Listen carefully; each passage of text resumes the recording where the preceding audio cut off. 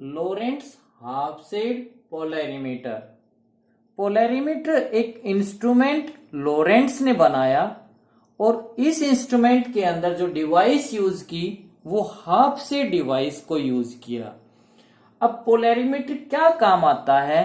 Polarimeter किसी भी optical active substance के द्वारा जो रोटेशन प्रोड्यूस की जाती है उस रोटेशन को फाइंड आउट करने के काम आता है।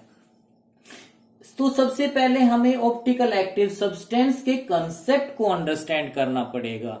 ऑप्टिकल एक्टिव सब्सटेंस वो सब्सटेंस होते हैं जब इन सब्सटेंस में से कोई प्लेन पोलराइज लाइट पास करती है तो optical active substance plane polarise light की वाइब्रेशंस को कुछ एंगल के ऊपर डेविएट कर देते हैं। उस डेविएशंस को फाइंड आउट करने के काम आता है polarimeter. Means optical active substance are those substance which rotate plane of vibrations of a plane polarized light after passing through them। और उस रोटेशन को फाइंड आउट करता है पोलैरिमीटर। अब हमें सबसे पहले ये देखना होगा ऑप्टिकल एक्टिव सब्सटेंस कितने टाइप के होते हैं। Optical active substance are two types. Number 1 is dextrorotatory, जिसको हम right handed optical active substance भी बोलते हैं। नंबर 2 इज लेवोरोटेटरी, जिसको हम left handed optical active substance भी बोलते हैं। अब डेक्स्ट्रोरोटेटरी क्या काम करेगा and levorotatory optical active substance करते क्या हैं? डेक्स्ट्रोरोटेटरी ऑप्टिकल एक्टिव सब्सटेंस वो ऑप्टिकल एक्टिव सब्सटेंस होते हैं जब इनमें से प्लेन पोलराइज लाइट पास करेगी तो उनकी वाइब्रेशंस को ये क्लॉकवाइज डायरेक्शन में रोटेट करेंगे। मींस राइट हैंडेड का मतलब राइट साइड में रोटेट कर देंगे plane of vibrations of a plane polarise light को, और लेफ्ट हैंडेड या मैं लेवोरोटेटरी बोलूं वो क्या करेंगे जब इनमें से कोई प्लेन पोलराइज लाइट पास करेगी तो उनकी वाइब्रेशंस को ये लेफ्ट हैंड साइड के अंदर रोटेट कर देंगे। मींस एंटी क्लॉकवाइज डायरेक्शंस के अंदर रोटेट कर देंगी। तो हमारे पास दो टाइप के ऑप्टिकल एक्टिव सब्सटेंस हैं। अब ये जो रोटेशंस को प्रोड्यूस करेंगे उसको हम मेजर करते हैं किसके अंदर? स्पेसिफिक उसको जो मेजर करेंगे उसको हम क्या बोलते हैं? Specific rotation. इसका मतलब लोरेंट हाफसेड पोलैरिमीटर क्या फाइंड आउट करने के काम आएगा? एक स्पेसिफिक रोटेशन को फाइंड आउट करने के काम आएगा जो ऑप्टिकल एक्टिव सब्सटेंस ने प्रोड्यूस की है। तो स्पेसिफिक रोटेशंस क्या बनेगी? द क्वांटिटी, वो quantity in term of which optical activity of a substance is to be measure. Means जो स्पेसिफिक रोटेशन की डेफिनेशंस निकल के आई, ऑप्टिकल एक्टिविटी जो substance optical active substance rotations को प्रोड्यूस करेंगे और उस रोटेशंस को हम मेजर करेंगे, उस मेजरमेंट को बोलते हैं हम स्पेसिफिक रोटेशन। इसका मतलब इसको मैं डेफिनेशंस को बोलने की कोशिश करूं तो the quantity in term of which optical activity of any substance is measured are called the specific rotation. तो हम एक स्पेसिफिक रोटेशंस को निकालेंगे किसी भी ऑप्टिकल एक्टिव सब्सटेंस के द्वारा प्रोड्यूस की गई। अब हमें ये देखना है स्पेसिफिक रोटेशन जो है वो कितनी कंडीशंस या कितनी क्वांटिटीज के ऊपर डिपेंड करेगा। जो हमारा स्पेसिफिक रोटेशन है जो ऑप्टिकल एक्टिव सब्सटेंस के द्वारा प्रोड्यूस किया गया, या तो डेक्स्ट्रोरोटेटरी प्रोड्यूस करेगा या लेवोरोटेटरी प्रोड्यूस करेगा, वो कितनी क्वांटिटीज के ऊपर डिपेंड करेगा। वो स्पेसिफिक रोटेशन जिसको हम डिनोट करते हैं एस से, और वो 3 फैक्टर के ऊपर डिपेंड करता है। नंबर 1, जितना optical active substance rotation produce करेगा, मीन जितना ज्यादा प्रोड्यूस करेगा उतना ही ज्यादा क्या आएगा? स्पेसिफिक रोटेशन आएगा। जितना कम रोटेशन प्रोड्यूस करेगा उतना ही कम स्पेसिफिक रोटेशन आएगा। इसका मतलब specific rotation is to be directly proportional to the rotation produce by any optical active substance theta. क्योंकि हमने इसकी डेफिनेशंस को डिफाइन कर दिया है। The quantity in term of which optical activity of any substance is to be measured, that is called a specific rotation. तो specific rotation number 1 किसके ऊपर डिपेंड करेगा? Rotation produce by any optical active substance. ज्यादा produce करेगा ज्यादा specific rotation आएगा, कम rotation produce करेगा कम specific rotation आएगा। नंबर 2, अब ये स्पेसिफिक रोटेशन किसके ऊपर डिपेंड करेगा? क्योंकि ऑप्टिकल एक्टिव सब्सटेंस को मेरे को किस में बनाना है? ऑप्टिकल एक्टिव सब्सटेंस लेना है, जैसे मैं शुगर को ले लूं, शुगर ये ऑप्टिकल एक्टिव सब्सटेंस, तो उस शुगर का मेरे को क्या बनाना पड़ेगा? सॉल्यूशन बनाना पड़ेगा। सॉल्यूशन में कैसे बनाता हूं? जैसे मैंने 100 ml एक वाटर को लेता हूं, स्टैंडर्ड 100 ml वाटर को लेता हूं और उस 100 ml के अंदर कंसंट्रेशन तैयार करता हूं, या तो 5 ग्राम का तैयार करता हूं, या मैं 10 ग्राम का तैयार करता हूं, या मैं 15 ग्राम का तैयार करता हूं। जितना मैं इसका मतलब मैं 100 ml वाटर को लूंगा और 5 ग्राम का कंसंट्रेशन तैयार कर रहा हूं, तो 5 ग्राम चीनी का वेट करूंगा और उस 5 ग्राम चीनी को इस वाटर के अंदर डिजोल्व कर दूंगा। तो ये क्या हो गया हमारे पास? 5 ग्राम शुगर का क्या बन के तैयार हो गया? कंसंट्रेशन बन के तैयार हो गया। अगर मैं 5 ग्राम चीनी को 100 ml में डिजोल्व करूंगा तो कंसंट्रेशन का जो हमारे पास जो उसमें जो मीन्स उसके अंदर डिजोल्व, अगर मैं ज्यादा चीनी को ज्यादा कंसंट्रेशन का तैयार करूंगा 10 ग्राम का, 10 ग्राम के अंदर 100 ml में डिजोल्व करूंगा, तो उसके अंदर से प्लेन ऑफ वाइब्रेशन जब पास करेंगे तो रोटेशन क्या आएगा? कम आएगा। क्यों आएगा? क्योंकि हम 5 ग्राम वाटर 100 ml वाटर के अंदर अगर 5 ग्राम शुगर को डिजोल्व करूंगा तो वो कंसंट्रेशन हल्का बनेगा कुछ। अगर मैं 10 ग्राम को डिजोल्व करूंगा तो कुछ 5 ग्राम के कंपैरिजन में क्या बनेगा? कुछ भारी बनेगा, मीन्स कुछ गाढ़ा बन जाएगा। और हैवी के अंदर से प्लेन ऑफ वाइब्रेशंस की रोटेशन जो आएगी वो क्या आएगी? कम आती है। जितना मैं ज्यादा इसमें कंसंट्रेशन बना दूंगा, अगर मैं 20 ग्राम का बनाऊं इसके अंदर, अगर मैं 100 ग्राम का चीनी को इसके अंदर 100 ml के अंदर डिजोल्व कर दूं तो ये कंसंट्रेशन बहुत ही क्या हो जाएगा? हैवी हो जाएगा। और इसके अंदर से रोटेशन कितनी आएगी? बहुत कम आएगी। तो इसका मतलब हमारे पास 2 चीजें बनी।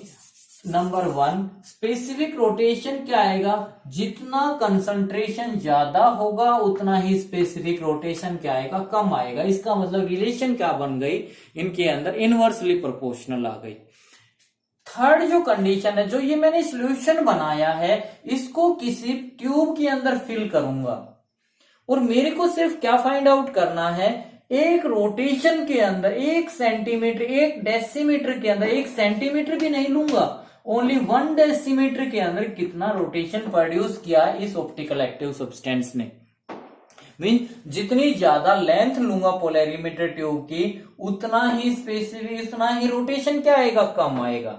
इसलिए मैं क्या किस में निकालूंगा? 1 डेसीमीटर के अंदर निकालता हूं ताकि एग्जैक्ट मेरे पास रोटेशन निकल के आए। इसका मतलब नंबर 2, ये स्पेसिफिक रोटेशन किसके ऊपर डिपेंड करेगा? Length of the polarimeter tube. जितनी ज्यादा लेंथ होगी उतना ही स्पेसिफिक रोटेशन क्या आएगा? कम आएगा। और जितनी लेंथ कम होगी उतना स्पेसिफिक रोटेशन क्या आएगा? एग्जैक्ट आएगा। तो थर्ड जो फैक्टर बना हमारा, specific rotation inversely proportional to length of the polarimeter tube. अब इन 3 फैक्टर के ऊपर स्पेसिफिक रोटेशंस डिपेंड करता है। तो जब मैंने इनको कंबाइन किया तो स्पेसिफिक रोटेशन क्या बन गया? Directly proportional to theta upon LC. हमने इस प्रोपोर्शनलिटी कांस्टेंट को हटा दिया और उसकी वैल्यू क्या डाल दी? 1 डाल दी। तो हमारे पास स्पेसिफिक रोटेशन का जो फॉर्मूला बना वो क्या बनेगा?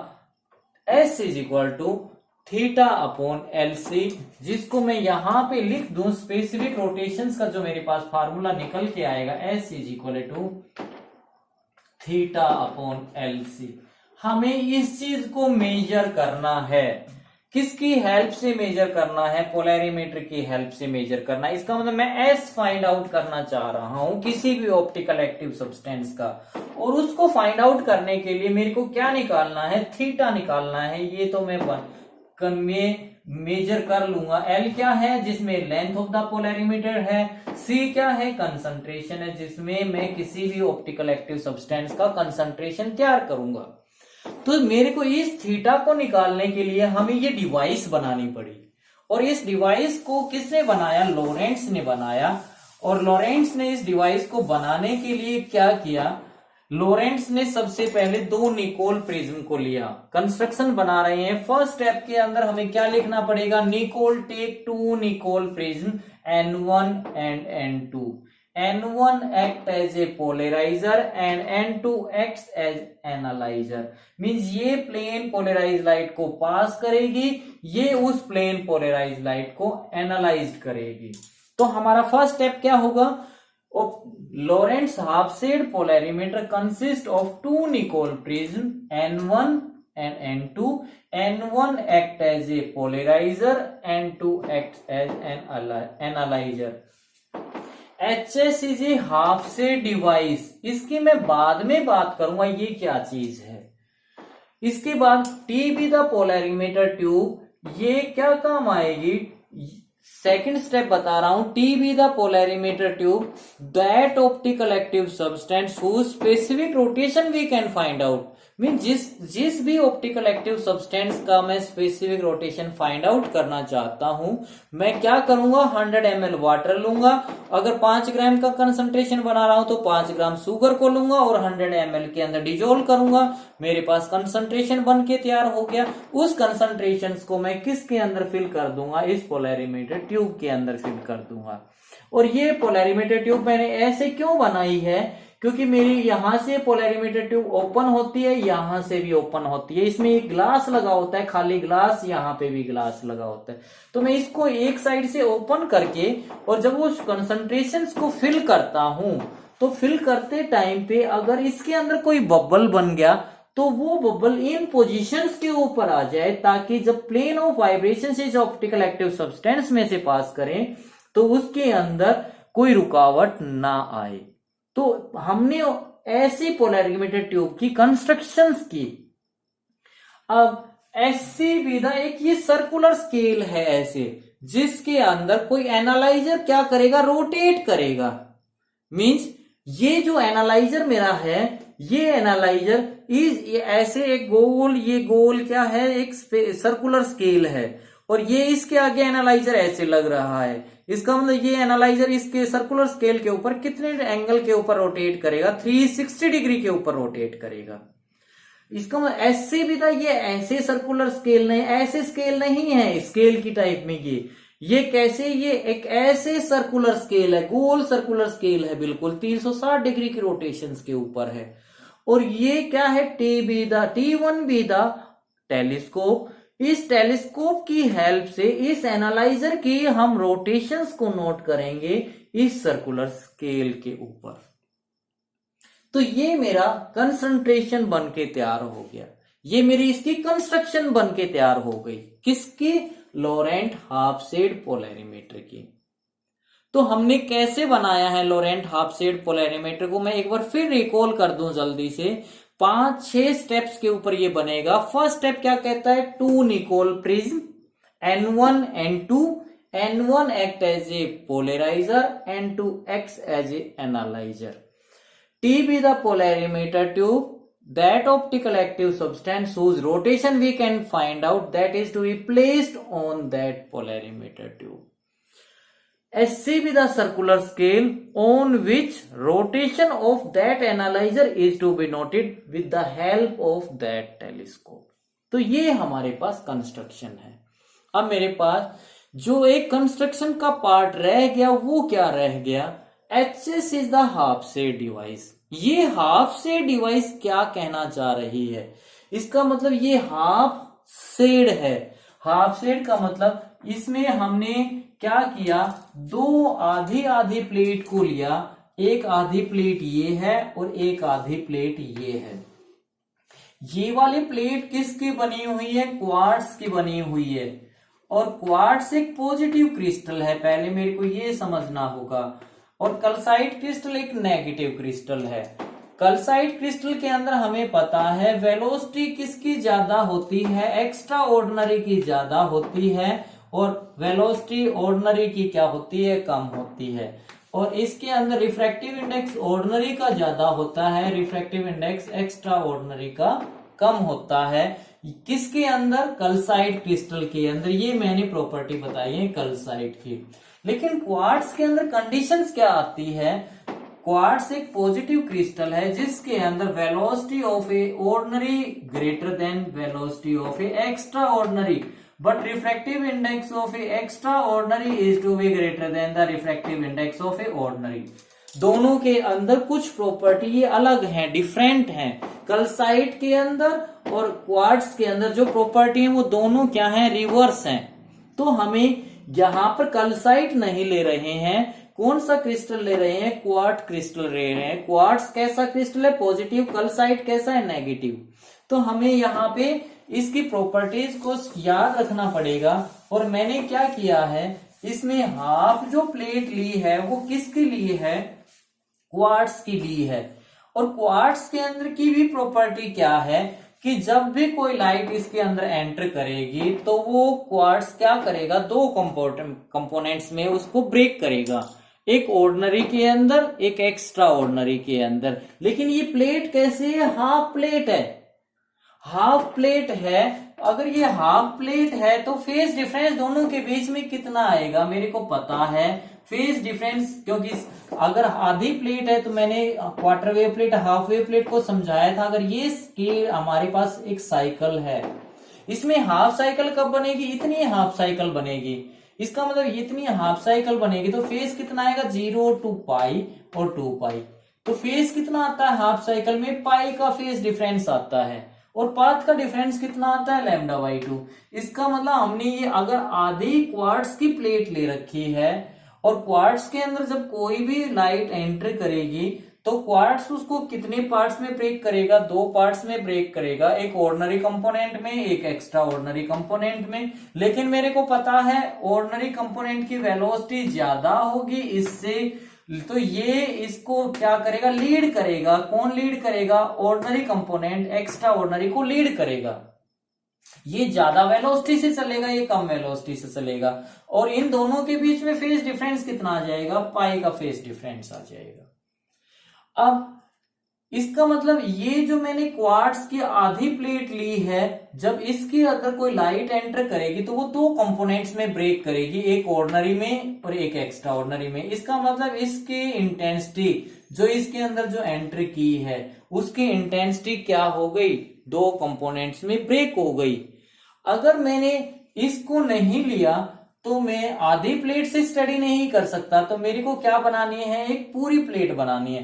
तो मैंने आधी प्लेट किसकी ले ली, आधी प्लेट मैंने ग्लास की ले ली। लेकिन मैंने इस ग्लास की थिकनेस को ऐसे सिलेक्ट करना है कि जितनी लाइट क्वार्ट्ज के अंदर एब्जॉर्ब हो रही है उतनी ही लाइट को एक ग्लास भी एब्जॉर्ब कर ले। मींस ग्लास की मोटाई को मेरे को ऐसे सिलेक्ट करना है, उसकी थिकनेस को, कि जितने लाइट क्वार्ट्ज के अंदर जब कोई लाइट एंटर कर रही है तो वो दो कंपोनेंट में टूटने के बाद उसकी इंटेंसिटी में जो फर्क आ रहा है उतना ही इंटेंसिटी को ये जब वो लाइट किसके अंदर एंटर करे, ग्लास के अंदर एंटर करे, तो उतनी ही लाइट को ये एब्जॉर्ब कर ले। क्योंकि ये जो ऐसे प्लेट ऐसे नहीं बनी होगी, इसके ऊपर वाइब्रेशंस कैसे इंसिडेंट करेंगे, ऐसे इंसिडेंट करेंगे। अगर ये वाला पार्ट क्वार्ट्ज का है और ये वाला ग्लास का है, इस क्वार्ट्ज को मैंने ऐसी लाइन क्या दिखा रखी है, ये इसका प्रिंसिपल सेक्शन, इसका मतलब ये वाला इसका प्रिंसिपल सेक्शन, ये इसका एक्सिस है। और एक्सिस की जितनी भी लाइनें पैरेलल होंगी वो सारी की सारी क्या होंगी, इस क्वार्ट्ज की क्या होगा, एक्सिस होगा।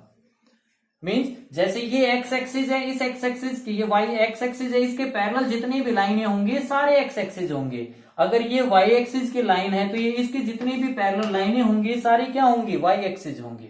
इसका मतलब ये मैंने क्या है, ये मेरी हाफ प्लेट है, इसे मैंने काट रखी है। इसका मतलब ये मेरे पास क्या है, एक्सिस है। और ये सारी जितने भी पैरेलल लाइनें हैं वो सारी क्या शो कर रही हैं, ये कैल्साइट क्रिस्टल, इस क्वार्ट्ज क्रिस्टल का ये क्या है, एक्सिस है। और लाइट इसके अंदर ऐसे एंटर करेगी, लाइट इसके अंदर ऐसे एंटर करेगी, ऐसे। इसका मतलब लाइट क्वार्ट्ज में भी एंटर करेगी और लाइट ग्लास में भी एंटर करेगी। अगर ये जैसे ये वो इतना पोर्शन लाइट का क्वार्ट्ज के अंदर एंटर किया, इतना पोर्शन किसके अंदर एंटर किया, ग्लास के अंदर एंटर किया, ये वाला कंपोनेंट, ये वाला एम्पलीट्यूड, ये वाली इंटेंसिटी दो पार्ट में ब्रेक हो गई, लेकिन ये वाली तो नहीं हुई, ग्लास की प्रॉपर्टी नहीं है, ये अगर दो में ब्रेक नहीं होगी तो हमें क्या करना पड़ेगा, इस ग्लास की थिकनेस को ऐसे सिलेक्ट करना पड़ेगा कि जब कोई लाइट इसके अंदर एंटर करे तो वो दो कंपोनेंट में नहीं टूटती है, तो उसकी इंटेंसिटी इतनी इसके अंदर एब्जॉर्ब हो जाए कि जितनी यहां पर दो कंपोनेंट के अंदर टूटने के बाद इंटेंसिटी में कमी आई है, उतनी ही कमी को ये ग्लास क्या अपने अंदर एब्जॉर्ब कर ले। मींस हमने दो हाफ प्लेट ली है, एक ग्लास की एक क्वार्ट्ज की, क्वार्ट्ज के अंदर कोई लाइट एंटर करेगी तो वो दो कंपोनेंट में टूटेगी, इंटेंसिटी में कमी आएगी। अब इस वाले पार्ट के अगर मैं इंटेंसिटी को एब्जॉर्ब नहीं करूंगा, जितना यहाँ पे कमी आई उतनी को यहाँ पे एब्जॉर्ब नहीं करूंगा, तो मेरे को गिलास हमेशा क्या नजर आता आएगा, ब्राइट नजर, हमेशा गिलास ही तो ब्राइट नजर आता आएगा। हमेशा जिस भी कंडीशंस पे मैं सेट करूंगा इस एनालाइजर को, हमेशा ग्लास पार्ट क्या नजर आएगा, ब्राइट नजर आएगा। क्यों? क्योंकि इसकी इंटेंसिटी तो ज्यादा रहेगी, इसकी कम हो गई। इसलिए हमने पहली कंडीशंस क्या की है कि कोई लाइट जब क्वार्ट्ज के अंदर एंटर करेगी तो वो दो कंपोनेंट में टूटेगी, अगर वो दो कंपोनेंट्स में ब्रेक होगी तो उसकी इंटेंसिटी में कमी आएगी, जितनी कमी वहां पर आ रही है उतनी ही कमी किसके अंदर आए, ग्लास के अंदर आए, ताकि दोनों पार्ट कैसे नजर आए, इक्वल ब्राइट नजर आए। और दोनों को हमने डायमेट्रिकली ऐसे ज्वाइन कर दिया, और तो मेरे पास क्या बन गई है कि ये एक सी सर्कुलर प्लेट बन गई।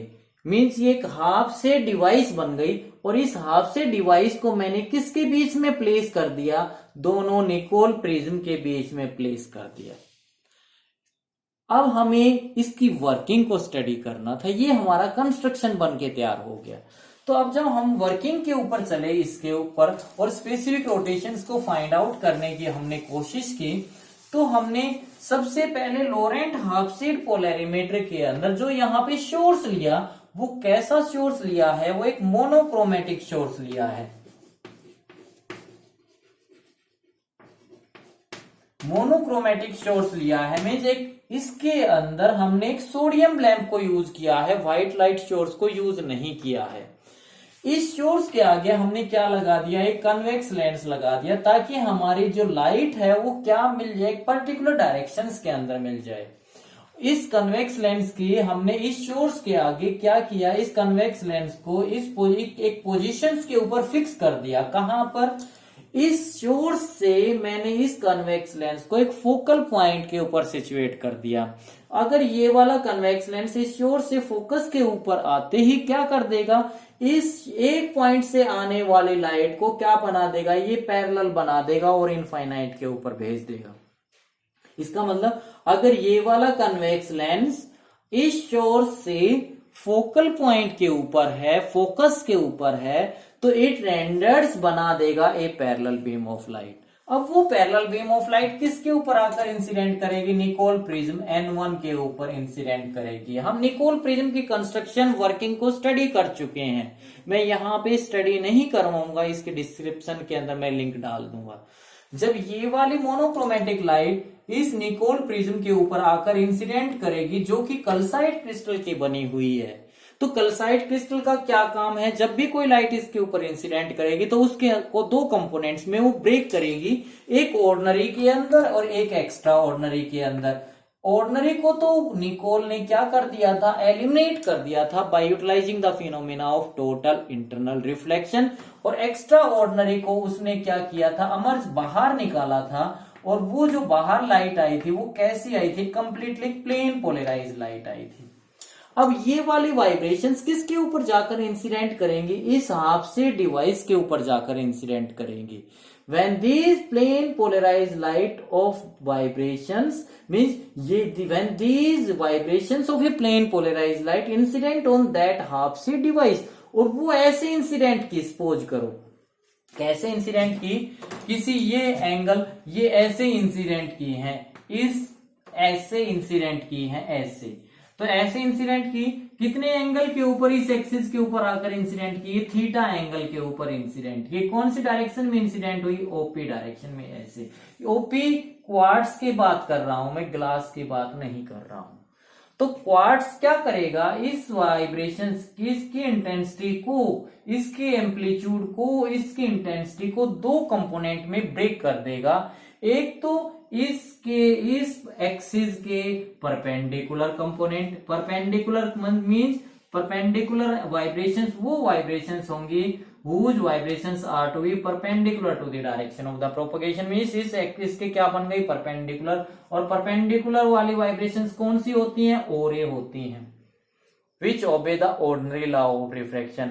और ये इसका मतलब ये दो कंपोनेंट में टूटेगा, एक ऑर्डिनरी के अंदर और एक एक्स्ट्रा ऑर्डिनरी। एक्स्ट्रा ऑर्डिनरी कौन सी वाइब्रेशंस होती हैं, वो जो एक्स्ट्रा ऑर्डिनरी वाइब्रेशंस, वो वाइब्रेशंस होती हैं जो ऑर्डिनरी लॉ ऑफ रिफ्रैक्शन को ओबे नहीं करती हैं। और उसकी वाइब्रेशंस कैसी होती है, parallel to the direction of the propagation. हम ये डबल रिफ्रैक्शंस के अंदर स्टडी कर चुके हैं। इसका मतलब, लेकिन इस क्वार्ट क्रिस्टल की प्रॉपर्टी क्या कह रही है, ऑर्डिनरी की वेलोसिटी क्या है, ज्यादा है एक्स्ट्रा ऑर्डिनरी से। ये ई रे है मेरे पास। इसका मतलब इसकी वेलोसिटी ज्यादा है, इसकी वेलोसिटी कम है। तो ये वाली और इसकी थिकनेस ऐसे सिलेक्ट की हुई है, दोनों के बीच में फेज डिफरेंस कितना डाल देगी, पाई। इसका मतलब ये वाली तो तेज स्पीड से चलेगी और ये वाली कम स्पीड से चलेगी, तो ये वाली इमर्जेंट बाहर आएगी और कितने फेज के ऊपर आएगी, पाई के ऊपर। इसका मतलब ये वाली वाइब्रेशंस तो ऐसे ही रहेगी, ये तो मीन ये वाली वाइब्रेशन इसको लीड कर रही है, ये तेज वेलोसिटी से चल रही है, ये कम वेलोसिटी से चल रही है, और दोनों के बीच में फेज कितना चल रहा है, पाई का। इसका मतलब ये वाली वाइब्रेशन जो इस डायरेक्शन में थी, और ऑर्डिनरी मैं सपोज करो ओसी लूं इसको, तो ये ओसी से किधर रोटेट करके आ जाएंगे, लीड करके फेस पाई के ऊपर। ये वाली वाइब्रेशंस तो इधर ही रहेंगी, ये वाली वाइब्रेशंस लीड करके किधर आ जाएंगे, ये इधर आ जाएंगे। इसका मतलब ये वाली वाइब्रेशंस किधर आ गई, ऐसे वाइब्रेशंस आ गई इमर्जेंट के अंदर, ये ओसी डैश। तो इसका मतलब ये वाइब्रेशंस ऐसे आ गई और ये एक्स्ट्रा ऑर्डिनरी वाइब्रेशंस ऐसे ही रहेंगी। अब इन दोनों का जो रिजल्टेंट एम्पलीट्यूड आएगा वो ऐसे इमर्जेंट ऐसे निकलेगा, जिसको मैंने माना ये है मेरे पास पी डैश। इसका मतलब मेरे पास कंडीशंस क्या आ गई, इन दोनों के बीच में फेस डिफरेंस कितना आ गया। देखो यहाँ पे ये वाली वाइब्रेशंस के बीच में फेस अगर थीटा एंगल क्लॉकवाइज डायरेक्शन में है, तो इस केस में इस एम्पलीट्यूड के बीच में ओपी डैश के बीच में ये एंगल किस डायरेक्शन में हो गया, एंटी क्लॉकवाइज डायरेक्शन में, लेकिन होगा थीटा ही, क्योंकि 180 के ऊपर आई है बिल्कुल। ये जो वाइब्रेशंस हैं वो एग्जैक्टली घूम के कितने पे आई हैं, ऐसे 180 के ऊपर आई हैं। फेज डिफरेंस कितना आ गया, 180 का आ गया दोनों के बीच में। इसका मतलब, लेकिन ये लीड कर रही है, इसको कौन लीड कर रहा है, ऑर्डिनरी। ठीक है, तो यहां से अब मेरे पास कंडीशन क्या आ गई, ये तो मेरे पास इंसिडेंट थी वाइब्रेशंस का एम्पलीट्यूड या इंटेंसिटी, और ये मेरे पास क्या आ गया, इमर्जेंट वाइब्रेशंस की इंटेंसिटी आ गई। तो मेरे को दो ही तो कंडीशन स्टडी करनी है। इसका मतलब ये वाली वर्किंग कौन कर देगा, जब ये वाली वाइब्रेशंस, ये वाली प्लेन पोलराइज लाइट की वाइब्रेशंस जब इस हाफ से डिवाइस के ऊपर इंसिडेंट करेगी, तो ये वाली वर्किंग बनेगी। हम इसको भूल जाते हैं, तो ये वाली वर्किंग बनेगी। अब ये वाली वर्किंग, सबसे पहले मैंने यहाँ पे इस पोलैरिमीटर ट्यूब के अंदर वाटर को फिल कर लिया, क्योंकि वाटर ऑप्टिकल एक्टिव सब्सटेंस नहीं है। तो मैं सबसे पहले किसके अंदर स्टडी कर रहा हूं, इसको वाटर के अंदर स्टडी कर रहा हूं। इसके बाद किसके अंदर स्टडी कर दूंगा, मैं इस पानी को निकाल दूंगा और इस ट्यूब के अंदर किसको फिल कर दूंगा, ऑप्टिकल एक्टिव सब्सटेंस को फिल कर दूंगा। तो पहले मैं वाटर का रोटेशन फाइंड आउट कर लूं, फिर मैं वाटर प्लस सोल्यूशन का फाइंड आउट कर लूं, फिर वाटर प्लस सोल्यूशन में से वाटर को सब्ट्रैक्ट कर दूं, कौन बच जाएगा, ओनली सोल्यूशन बच जाएगा। तो हमें यही तो फाइंड आउट करना है। सबसे पहले मैंने इस पोलैरिमीटर ट्यूब को किससे फिल कर दिया, वाटर से। तो water is a not a optical active substance, तो ये वाली vibration as it is pass कर जाएंगे, यहां पर आ गई, ये वाली वाइब्रेशन यहां पर आ गई। अब मेरे को स्टडी करना है, तो मैं स्टडी किससे करूंगा, इस एनालाइजर से स्टडी करूंगा। इस एनालाइजर का ये प्रिंसिपल सेक्शन या तो क्लॉकवाइज में या एंटी क्लॉकवाइज ऐसे रोटेट करूंगा। अब जब मैं इस एनालाइजर को रोटेट करूंगा तो ये कंडीशन, अगर मैं इसको रोटेट कर रहा हूं ऐसे एंटी क्लॉकवाइज, ऐसे रोटेट कर रहा हूं, तो ये वाला principal section of that analyser exactly optic axis of that quartz. अगर इसके एग्जैक्टली यहां पर है, सपोज करो ये मैं नाम दे दूं ई डैश, अगर इसके एग्जैक्टली पैरेलल है, यहां पे अगर इसके एग्जैक्टली पैरेलल है, तो पैरेलल वाइब्रेशंस क्या कहती हैं, parallel vibrations is to be emerge out. अगर मैं ये एक्सिस है, मेरा एक्स एक्सिस है, अगर मैं इसके पैरेलल चल रहा हूं तो आराम से चला जाऊंगा। अगर मैं इस एक्सिस के परपेंडिकुलर आऊंगा तो मैं नहीं जाने दूंगा। इसका मतलब अगर ये ऑप्टिक एक्सिस के पैरेलल आ रहा है ये वाला प्रिंसिपल सेक्शन, तो इस केस में इस एम्पलीट्यूड, ये वाला एम्पलीट्यूड और ये वाला एम्पलीट्यूड, दोनों एम्पलीट्यूड क्या आएंगे, बराबर आएंगे। और दोनों पार्ट मेरे को कैसे नजर आएंगे, ये वाला एम्पलीट्यूड और ये वाला एम्पलीट्यूड इस प्रिंसिपल सेक्शंस के ऊपर इस एनालाइजर के क्या आएगा, बराबर आएगा, क्योंकि दोनों 180 पे ऐसे खड़े हैं, 180 पे दोनों ऐसे, अब बीच में है तो दोनों एम्पलीट्यूड क्या आएंगे, एग्जैक्टली इक्वल आएंगे। तो बोथ पार्ट मेरे को, ग्लास वाला भी और क्वार्ट्ज वाला भी, दोनों पार्ट कैसे नजर आएंगे, ब्राइट नजर आएंगे, जो कि मेरे को इसी कंडीशंस की रीडिंग नोट करनी है। लेकिन मैं तुम्हें आपको सारी कंडीशंस बता रहा हूं। अगर प्रिंसिपल सेक्शन को मैं, इसको एनालाइजर को मैं और घुमा देता हूं और प्रिंसिपल सेक्शन में यहां पे ले आता हूं इस कंडीशन पे, इसका मतलब COC डैश के ऊपर ये वाला एनालाइजर का प्रिंसिपल सेक्शन में ले आया, तो ये इस एक्सिस के, इस क्वार्ट्ज क्रिस्टल के, या ये जो एक्सिस था इसके कौन सी डायरेक्शन पे आ गया, परपेंडिकुलर डायरेक्शन पे आ गया। और परपेंडिकुलर डायरेक्शंस के ऊपर मींस क्रॉस पोजीशंस के ऊपर आ चुका है। अगर क्रॉस पोजीशन पे आ चुका है तो ये इन वाइब्रेशंस को क्या कर देगा, कंप्लीटली क्विंच कर देगा, किसी भी वाइब्रेशंस को ये नहीं जाने देगा। तो दोनों पार्ट मेरे को कैसे नजर आएंगे, ब्राइट नजर आएंगे। अब मैं दूसरी कंडीशंस ले रहा हूं। अगर मेरा प्रिंसिपल सेक्शन यहां पे है, अगर मैं इसको ऐसे क्लॉकवाइज रोटेट कर दूं, अगर ऐसे क्लॉकवाइज रोटेट कर दूंगा, तो मैंने यहाँ पे इस एनालाइजर को यहां से मेरे C डैश यहां आ गया, O यहां, ये C यहां पे आ गया, मैंने इसको ऐसे रोटेट किया है क्लॉकवाइज डायरेक्शन में। तो ये देखो यहां से ये वाला एम्पलीट्यूड ज्यादा है और यहां से ये वाला एम्पलीट्यूड कम आएगा। मीन्स ये O से लेकर ये सपोज करो Q और ये सपोज करो Q डैश, तो कौन सा बड़ा है इसके अंदर, OQ बड़ा है या OQ डैश बड़ा है। तो OQ डैश हमें बड़ा दिख रहा है, OQ डैश बड़ा दिख रहा है, तो OQ से, जिसका मतलब ये वाला एम्पलीट्यूड ज्यादा है, रिजल्टेंट ज्यादा है और ये रिजल्टेंट कम है, तो ये इसकी इंटेंसिटी, इस पार्ट की इंटेंसिटी ज्यादा आएगी, इस पार्ट की इंटेंसिटी कम आएगी। इसका मतलब ये वाला पार्ट ग्लास तो मेरे को कैसा नजर आएगा, इस केस में ब्राइट नजर आएगा, क्वार्ट कैसा नजर आएगा, डार्क नजर आएगा। इसका मतलब मैंने is to be rotated in a clockwise direction, then glass is to be appear bright and quartz is to be appear dark. अगर मैं इसको क्या करूं, यहां से इसको एंटी क्लॉकवाइज डायरेक्शन में रोटेट कर दूं, ऐसे रोटेट कर दूं, नीचे जो यहां था तो मैं इसको ऐसे रोटेट कर दूं इस कंडीशन पे, मींस यहां से मैंने इसको एंटी क्लॉकवाइज डायरेक्शन में रोटेट कर दिया, तो यहां पे ये C डैश आ गया और C यहां से यहां पे चला गया। इस केस में ये रिजल्टेंट एम्पलीट्यूड यहां से OQ और यहां से जब मैंने देखा तो ये यहां से जब मैं देखूंगा पर यहां डाल के परपेंडिकुलर, तो ये OQ डैश मेरे को कम नजर आ रहा है, ये छोटा और ये बड़ा नजर आएगा। यहां से देखोगे तो ये ऐसे नजर आएगा। तो इस केस में कौन सा पार्ट तुम्हें ब्राइट नजर आएगा, इस केस में क्वार्ट्ज ब्राइट नजर आएगा और ग्लास क्या नजर आएगा, डार्क नजर आएगा। डार्कनेस इसके कंपैरिजन में तो ये डार्क नजर आएगा।